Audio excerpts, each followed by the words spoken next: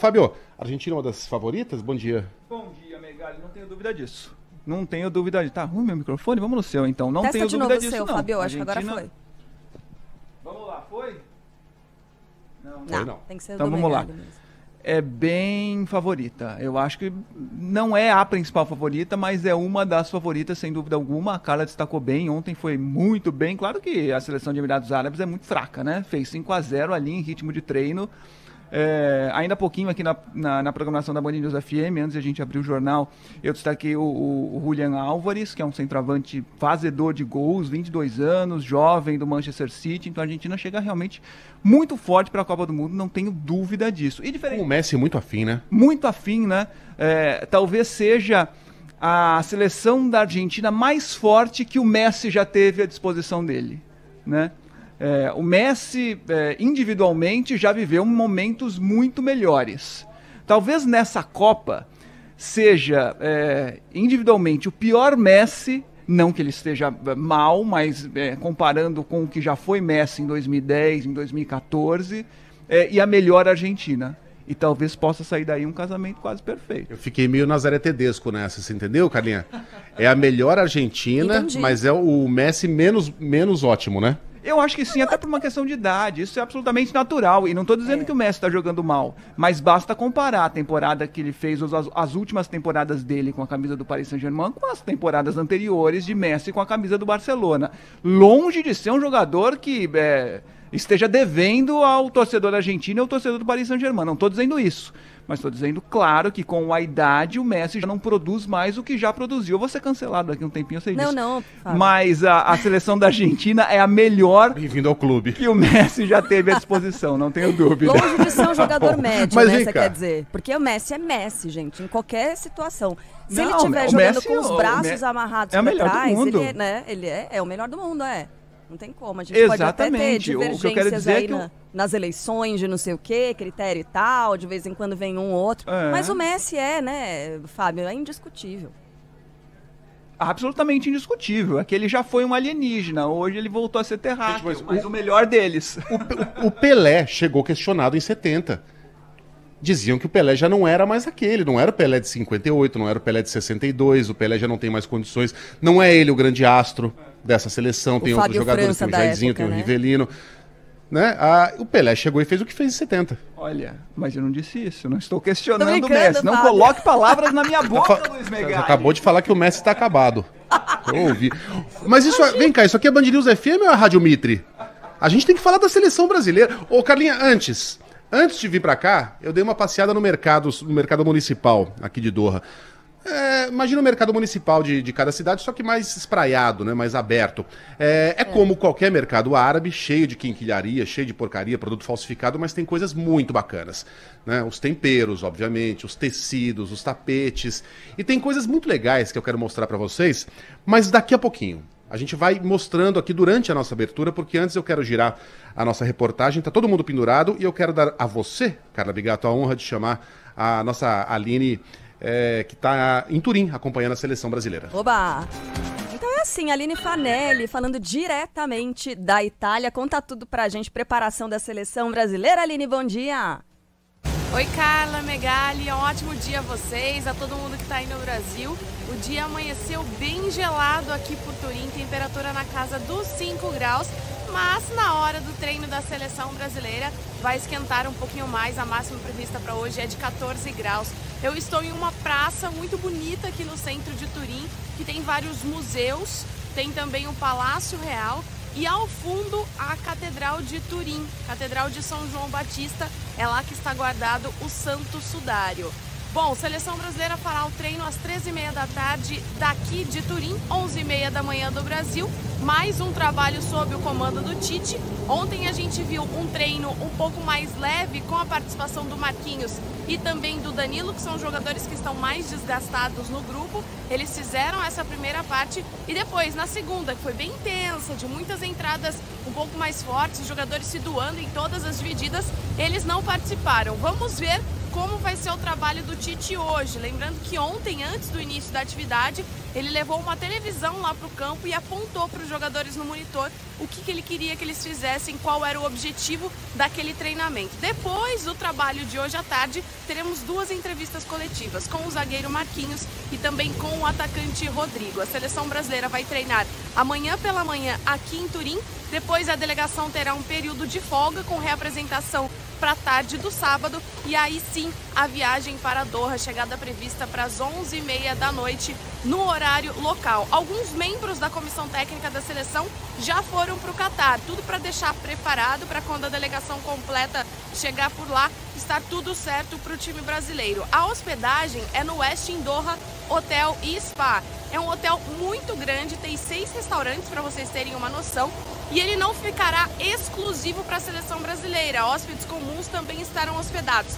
Mas o time do Brasil terá uma área separada, sim, exclusiva nesse restaurante. Diferentemente da Copa do Mundo da Rússia, por exemplo, em que os familiares ficaram no mesmo hotel dos jogadores, desta vez não. Cada jogador que foi convocado arcou com os custos, escolheu apartamento, escolheu hotel, alugou casa, enfim, tudo para que os familiares estejam um pouco mais próximos também neste período da Copa do Mundo. A estreia da seleção brasileira é no dia 24 contra a Sérvia. Claro que os treinos do Tite já estão focados neste primeiro adversário, mas também de olho em Suíça e Camarões. A gente segue acompanhando todos os passos do Brasil nessa busca pelo hexacampeonato. Olha, não é por nada, a Aline é sempre maravilhosa, né, Megali, Fábio, mas assim, a Itália tá fazendo um bem pra Aline, tá na cara da riqueza, não tá?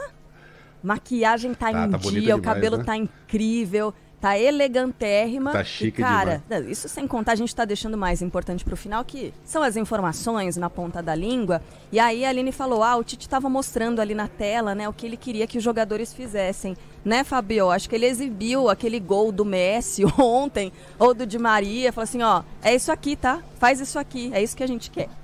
Não é?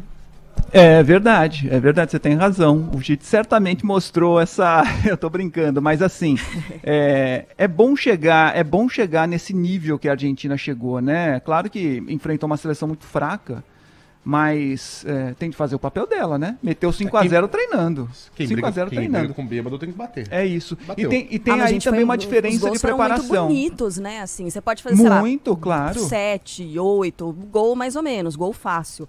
Foram golaços, né? Assim, plasticamente bonitos. Que coisa. Será que eu tô torcendo pra Argentina, é isso? Desculpa, tô percebendo agora também, porque eu tô enchendo a bola. Não. Para com esse papo. Tire isso da sua cabeça, por favor. Tá não, já não basta lembrar dizendo que vai torcer pra Uruguai, não. Mas é o seguinte, só pra encerrar, há uma diferença de preparação, uma diferença de estratégia clara, né? O Brasil optou por não fazer amistosos pertinho da estreia. A Argentina já fez um amistoso, claro, um jogão treino contra uma seleção fraquíssima, mas foi um amistoso ali um pouquinho antes da estreia na Copa.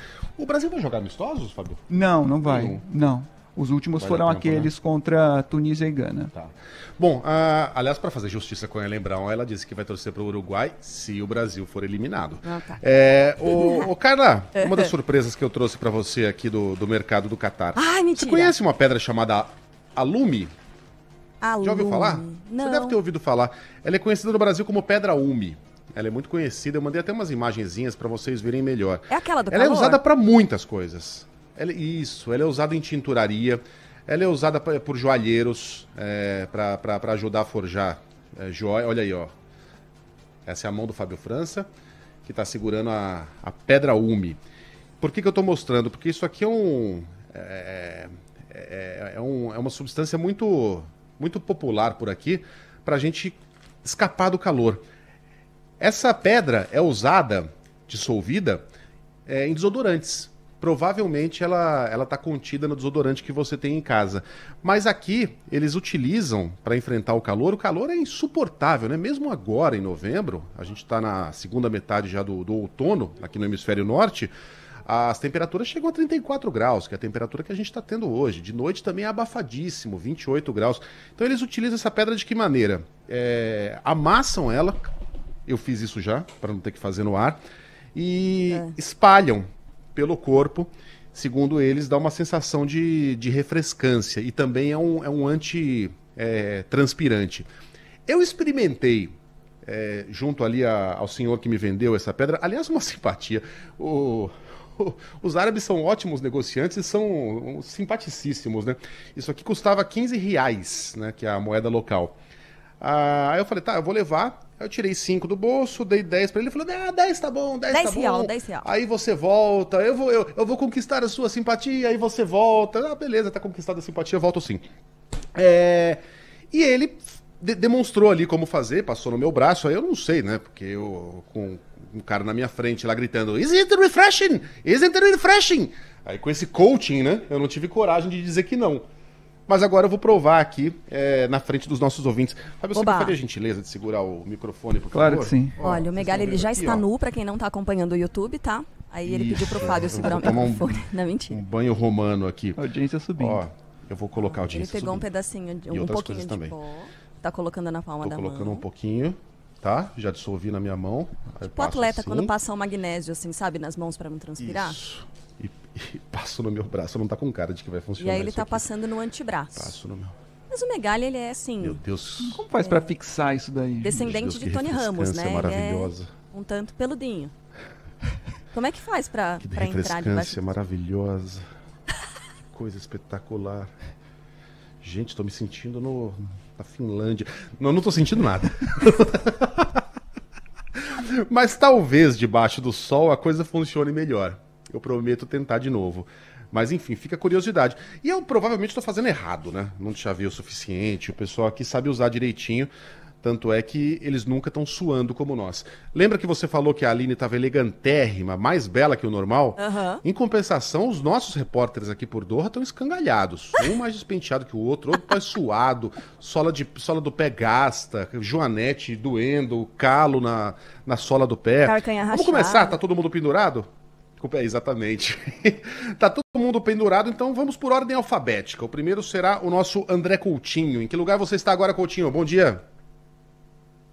Tudo bem? Bom dia. Eu estou aqui próximo da nossa residência, da Pérola do The Pearl, que é a ilha artificial que foi construída com módigos 15 bilhões de dólares. Ela não está terminada exatamente, mas já tem muita gente que mora por aqui. No último censo, cerca de 27 mil pessoas privilegiadas estão por aqui. Mas eu também, como o Megali, dei as minhas andadas. Aliás, ontem, Megali, eu marquei aqui, depois eu fui no aplicativo, nós andamos 13,5 km na nossa saga para encontrar primeiro... Tudo isso?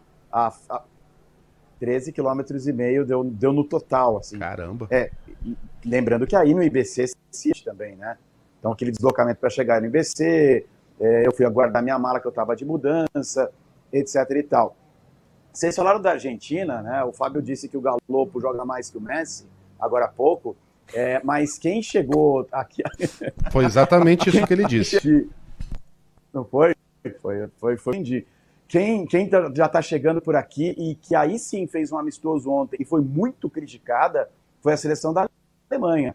A Alemanha pegou a seleção de Oman, que é uma seleção que não tem representatividade nenhuma no futebol, venceu por 1-0 com gol aos 36 minutos do segundo tempo e cedeu várias oportunidades para a seleção, eu repito, de Oman. A Alemanha Oman aqui, muito próximo do Catar, hoje pela manhã, que deve estar pintando aqui no Aeroporto Internacional de Hamad, mais uma seleção que sempre chega em Copa do Mundo, quietinha, não muito falada, e ali de 0-0 em 1-0 em 1-0 vai avançando em mundiais. Essa é a perigosíssima seleção da Alemanha. Não me parece muito bem nesta Copa do Mundo. E eu passeando por aqui pelo Catar, né, buscando animações, dentro de uma estação de metrô, de uma das principais aqui do Catar, tem uma lojinha que vende a roupa típica que eles usam por aqui, mas nas cores das seleções. E eu fiz algumas imagens para quem estiver na live da roupa típica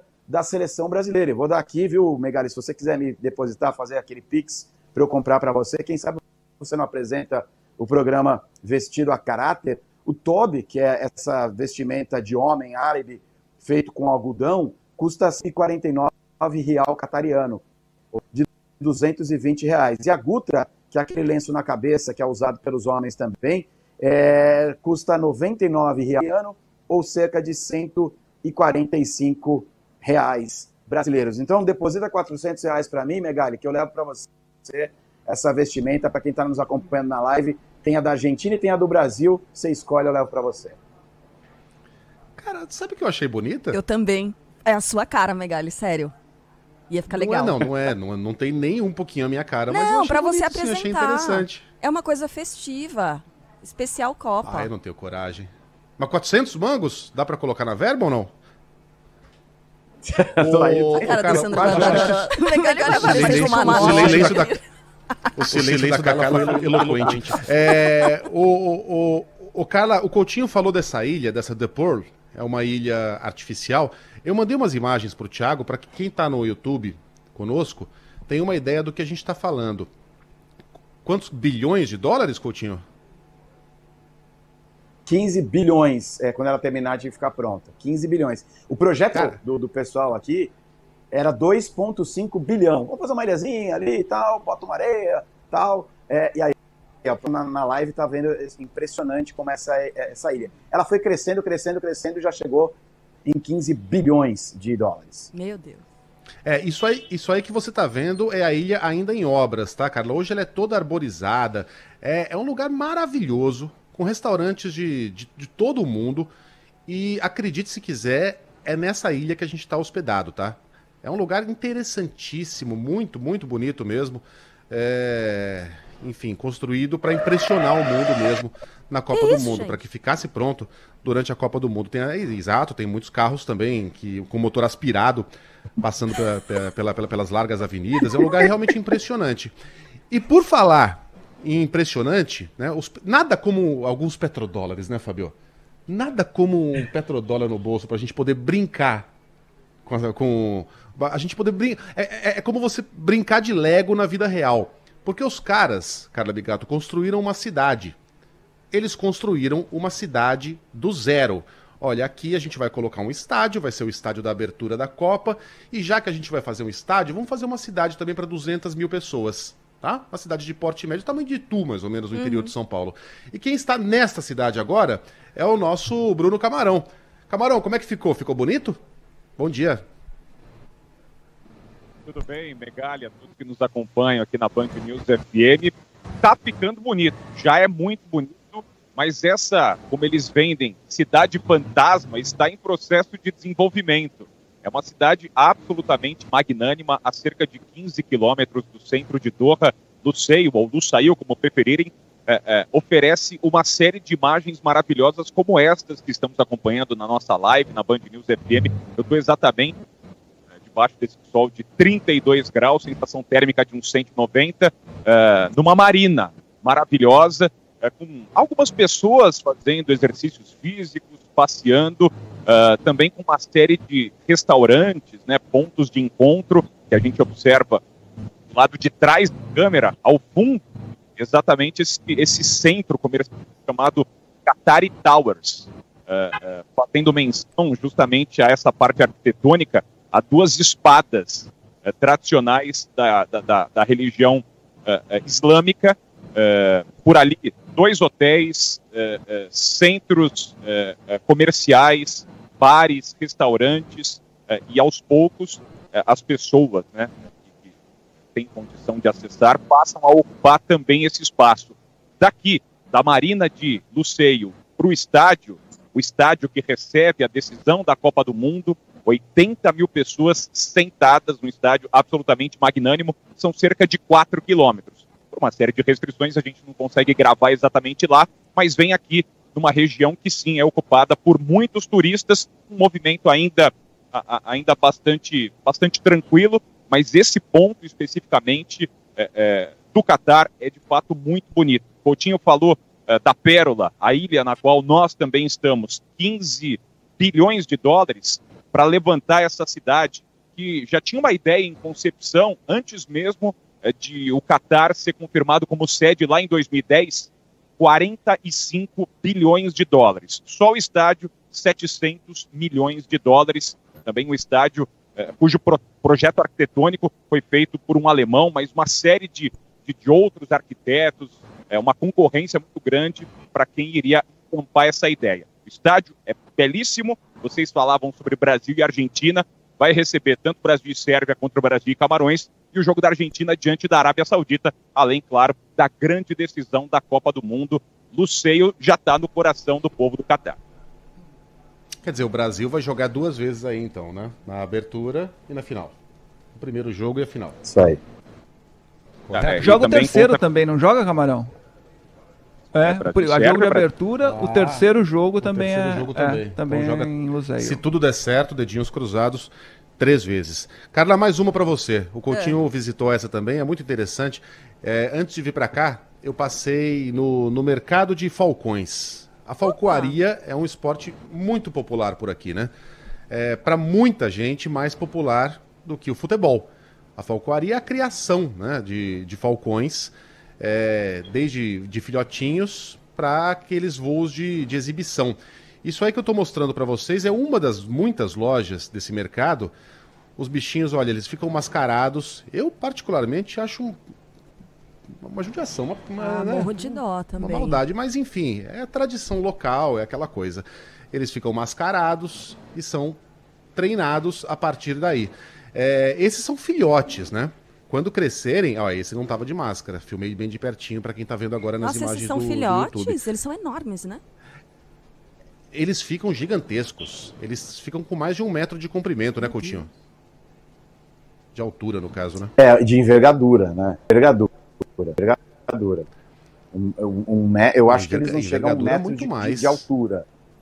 Porque envergadura seria de asa né? As asas abertas, é isso que vocês estão dizendo, não?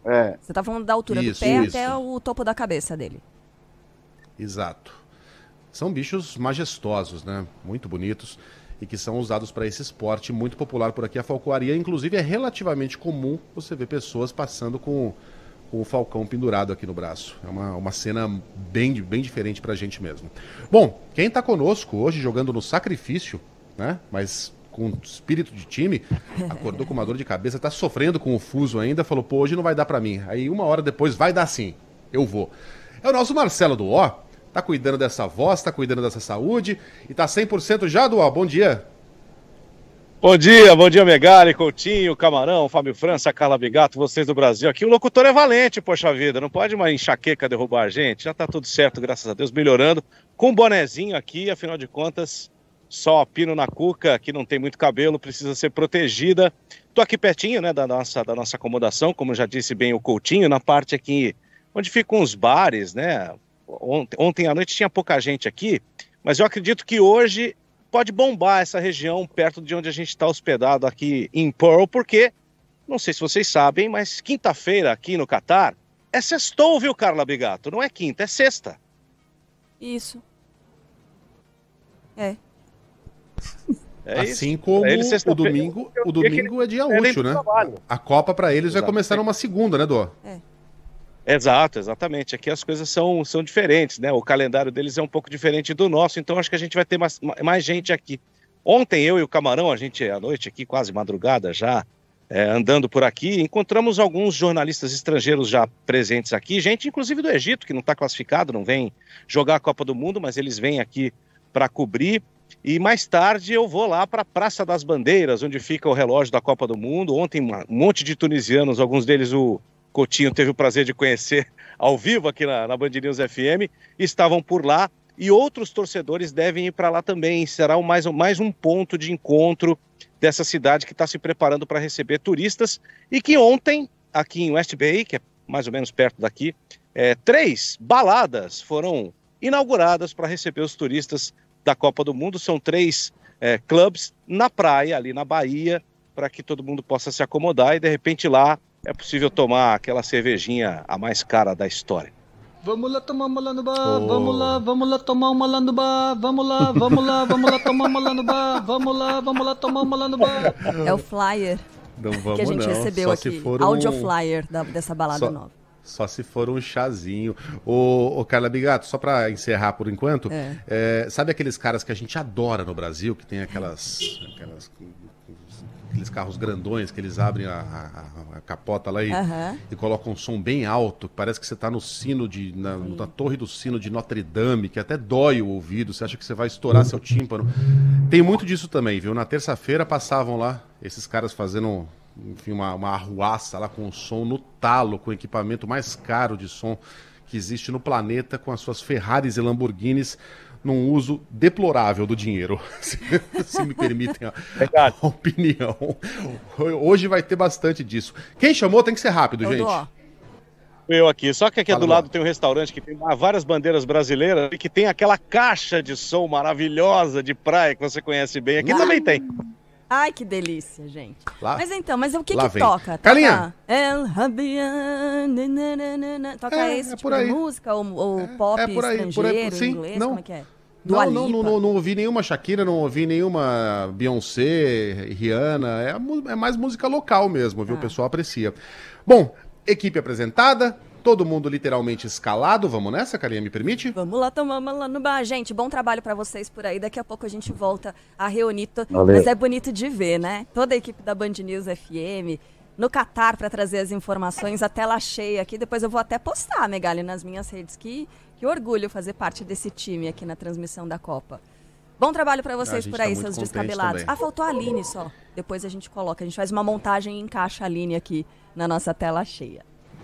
Bom dia, seus descabelados, suados, escangalhados. E bom dia pra Aline também. Muito bem, todo mundo apresentado. Literalmente todo mundo escalado. Só falta ele, meu falcão, quer dizer, meu galo.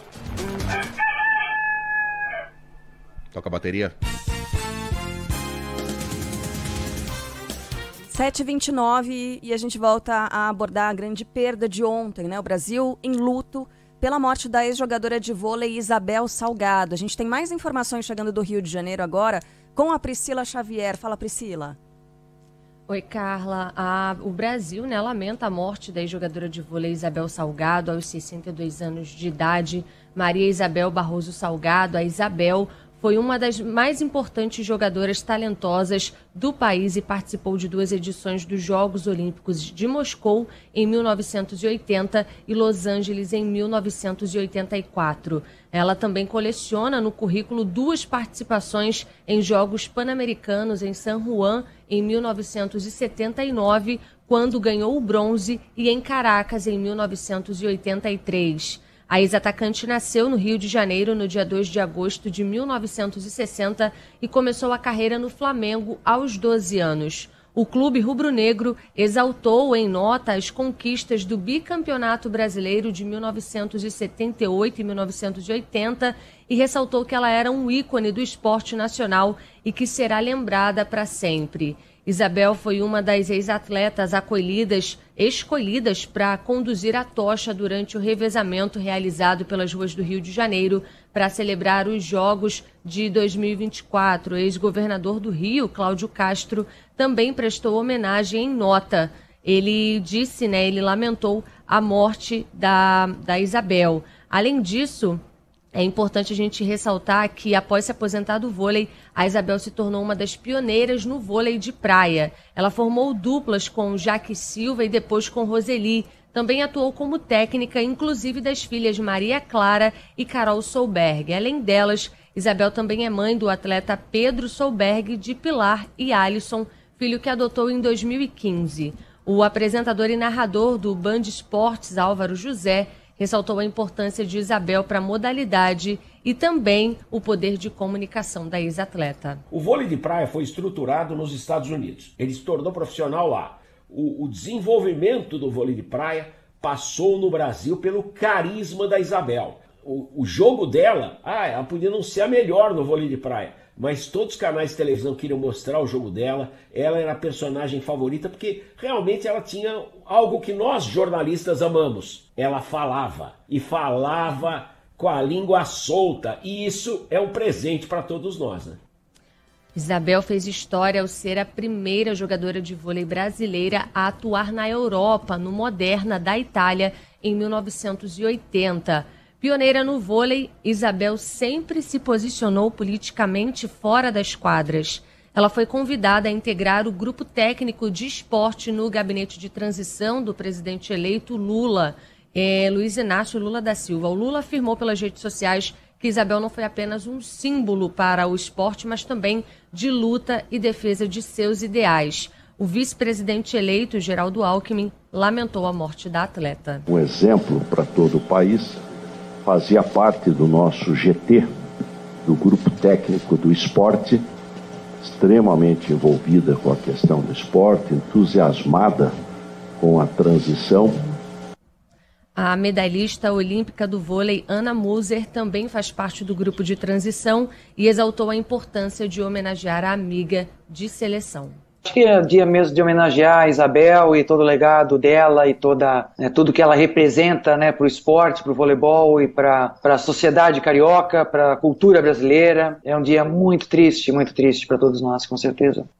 A suspeita é de que Isabel foi acometida pela síndrome aguda respiratória do adulto, conhecida como SARA, uma condição clínica rara. Ela será velada e cremada hoje no Rio de Janeiro, onde morava. Obrigada, Priscila, pelas informações. É uma perda muito repentina também, né, Megali? Porque uma ex-atleta a gente perdeu na semana passada. Gal Costa também de uma forma muito repentina.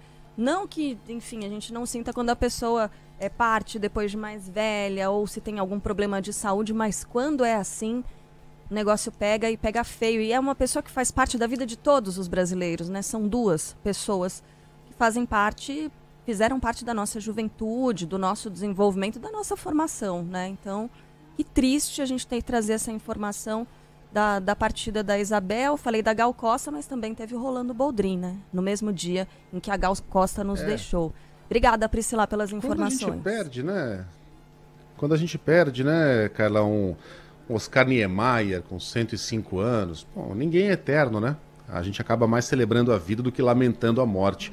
Mas quando a gente perde alguém com 62 anos, tão cheia de vida, que nunca descansou, né? Saiu das quadras direto para a areia, saiu da areia para o ativismo político, nunca parou.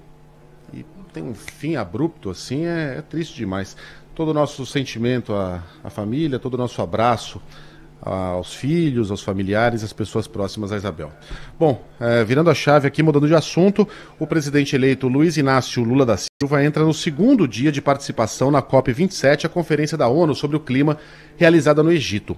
O petista se reuniu agora há pouco com representantes da sociedade civil brasileira e ainda hoje estará em um fórum sobre os povos indígenas e as mudanças climáticas.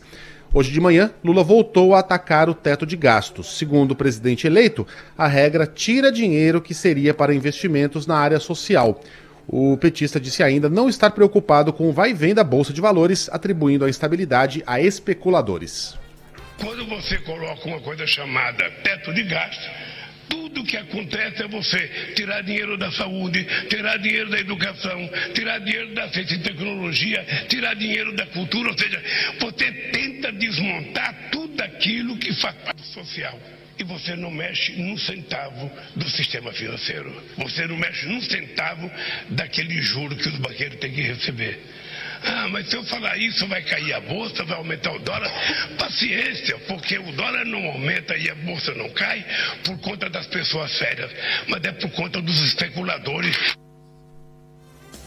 Ontem, em discurso, Lula fez críticas ao presidente Jair Bolsonaro e destacou que a defesa do meio ambiente será uma prioridade no governo dele.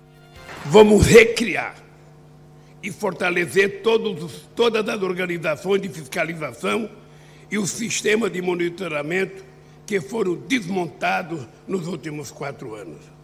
Vamos punir com todo rigor o responsável por qualquer atividade ilegal, seja garimpo, seja mineração, extração de madeira ou ocupação agropecuária indevida.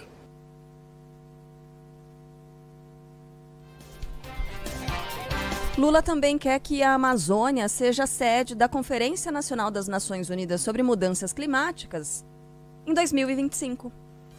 Já tem muitas cidades querendo levar a COP para lá.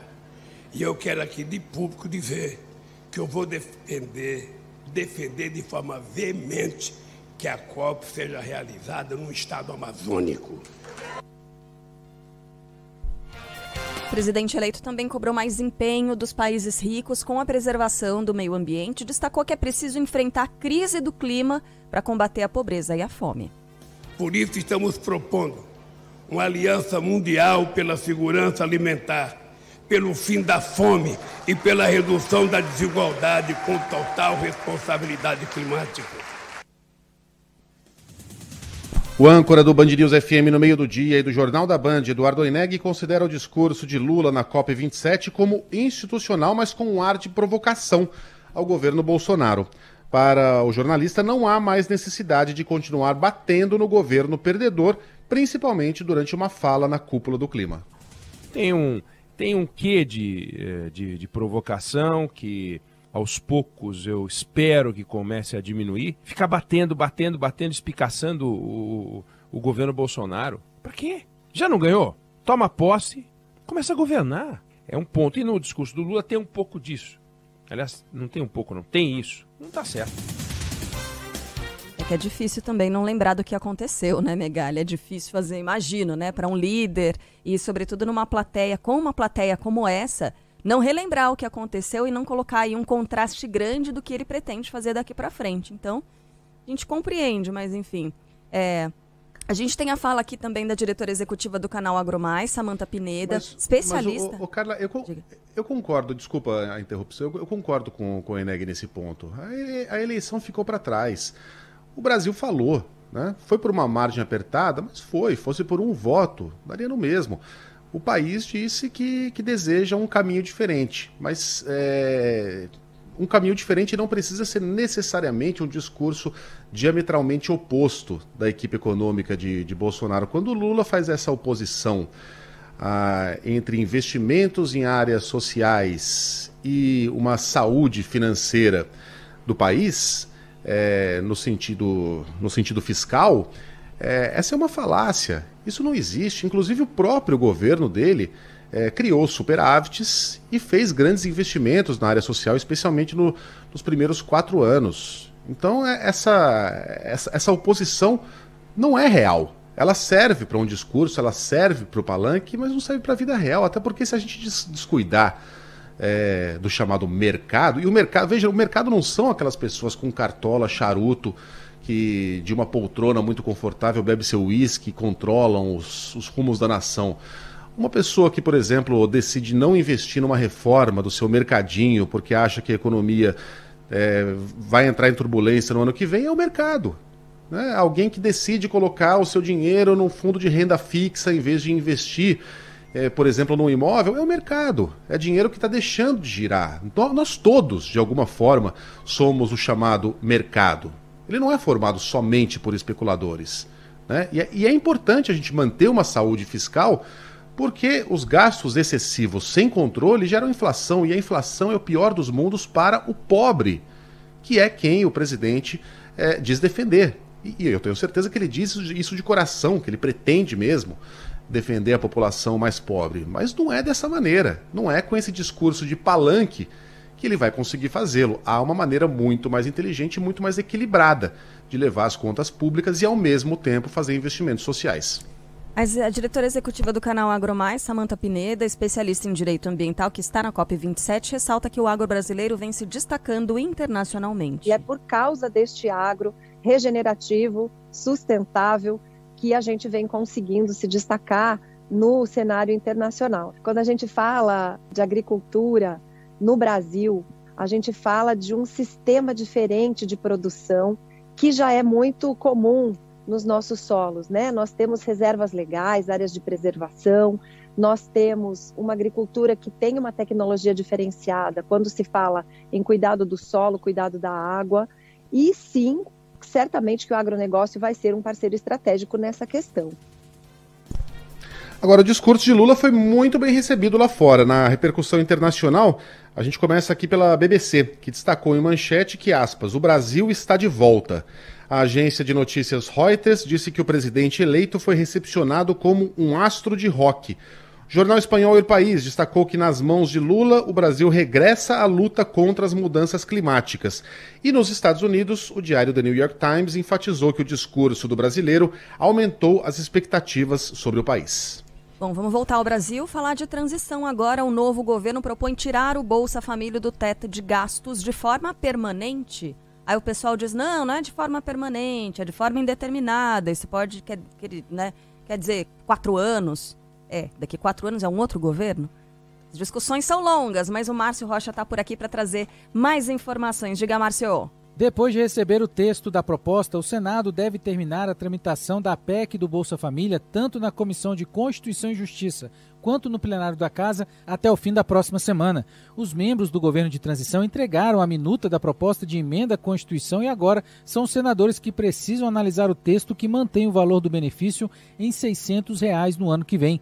Após muitas conversas envolvendo tanto a base de apoio do governo eleito quanto da futura oposição, ficou acordado que 175 bilhões de reais vão ficar fora do chamado teto de gastos para bancar o programa social sem prazo determinado. O vice-presidente eleito, Geraldo Alckmin, defendeu que esse valor é necessário. É exatamente nas famílias que tem criança pequena. Você tem todo um cuidado, né, com essa questão. Então essa é toda a lógica.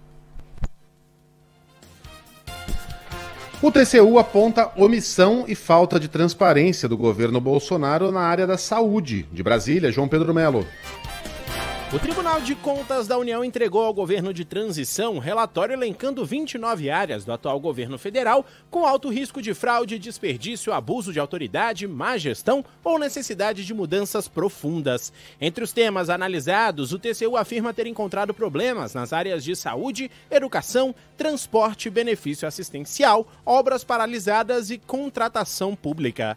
Vale destacar que a qualidade da transparência do atual executivo com dados públicos também é um ponto de crítica por parte do TCU. O presidente do tribunal, ministro Bruno Dantas, destaca que a saúde apresentou um dos dados mais críticos no levantamento, junto com a área de isenções tributárias. A questão da saúde, que foi agravada com a pandemia de Covid-19. Além disso, existem questões muito importantes do quadro fiscal brasileiro. É uma necessidade urgente de se estabelecer critérios para uma revisão das isenções tributárias. Bom, nosso último destaque por hora aqui, tá, Megali? Os novos nomes da equipe de transição que são anunciados para a gente seguir em Brasília nesse tema. Daqui a pouco a gente vai abordar outros temas também. A Natália Pazzi vai trazer a listona pra gente. Fala, Natália. Enquanto Lula participa da COP27, o vice-presidente eleito, Geraldo Alckmin, anuncia mais 16 grupos temáticos de trabalho para o governo de transição. O anúncio aconteceu nesta quarta-feira, na sede do Centro Cultural Banco do Brasil, em Brasília. Em coletiva, Alckmin destacou que o governo não será gastador. Não vai ser governo gastador. Agora, você precisa ter o mínimo para poder, de um lado, garantir a rede de proteção social, ainda mais nesse momento de crise, né, socioeconômica, e, de outro lado, o funcionamento do Estado. Você não pode parar a obra. Não tem recurso sequer previsto no orçamento para o ano que vem para poder dar continuidade às obras. Não há nada mais caro do que obra parada. Foram anunciados mais de 100 nomes que se somarão aos trabalhos. Um breve comentário aqui, Carla. O nome de André Janones faz parte da equipe de transição no campo das comunicações. Ele já foi até ventilado como possível ministro. Eu, sinceramente, acho impressionante que Janones tenha se tornado uma espécie de herói entre os petistas pela estratégia de comunicação adotada no segundo turno. A lógica dele, e eu nunca concordarei com isso, é de que fake news se combate com fake news. O Janones já disse, por exemplo, que Bolsonaro transformaria Fernando Collor em ministro para que as aposentadorias fossem confiscadas e o Auxílio Brasil fosse extinto. Isso é mentira. Ele escreveu que o presidente fez um pacto com uma seita maçônica para vencer a eleição. É mentira. Ele disse que havia um acordo entre Bolsonaro e Robinho para que o ex-jogador não fosse extraditado para o interior, para o exterior, em troca do apoio dele na eleição. Isso não faz nem sentido. Brasileiros não são extraditados para outros países. Então, eu compreendo a lógica. Eles jogam baixo, a gente tem que jogar baixo também. Mas eu jamais vou poder compactuar com esse tipo de ideia. Fake news se combate com a verdade. A oposição à mentira não é a mentira melhor, a mentira do nosso lado. A oposição da mentira é sempre a verdade. Caso contrário, a gente vai viver num mundo em que a verdade não interessa mais e vence aquele que mentir melhor e mentir mais. Não dá pra gente concordar com esse tipo de estratégia. O Janones foi uma espécie de Carluxo do PT. Eu sei que vai ter gente muito pé da vida por eu estar falando isso, mas é exatamente isso que ele foi. Um propagador de mentiras durante o segundo turno da eleição, e me preocupa demais que esse cara faça parte da equipe de transição do novo governo com grande possibilidade de ter um papel muito importante na área que nos interessa diretamente, a de comunicações. É que é justamente isso, ele tem muita abrangência, né? Ele tem muitos seguidores, ele tem uma estratégia muito eficiente para além dessa coisa das mentiras, das fake news e tal. É um cara muito conhecido nas redes, né? Então talvez o critério tenha sido Eu não tenho dúvida isso. que é eficiente. Eu não tenho dúvida que é eficiente. O Carluxo também foi muito eficiente na eleição de 2018 e nos 4 anos do governo do pai. Eficiente é, mas não dá para concordar com esse tipo de método, sinto muito. Futebol, com Milton Neves. Oferecimento Casa do Construtor. Aluguel de equipamentos. Ligue 0800 200 0217. Sicredi. Conheça a primeira instituição financeira cooperativa do Brasil. Sicredi. Gente que coopera, cresce. E bet7.com. É pé quente? Acesse bet7.com e siga seu instinto.